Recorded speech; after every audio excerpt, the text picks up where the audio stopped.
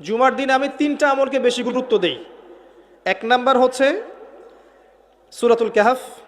যেটা আপনাকে মাসিহুদ দাজ্জাল থেকে বাঁচাবে। 2 নাম্বার বেশি থেকে বেশি দরুদ পড়া,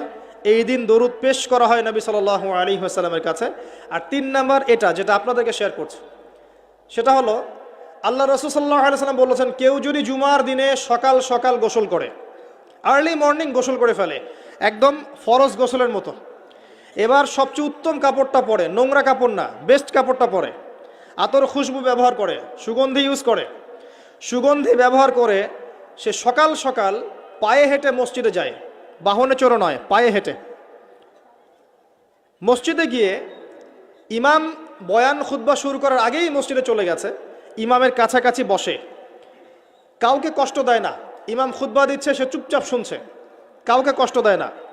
এমনকি পাশে কেউ কথা বলে তাকে এতটুকু বলে না চুপ করো,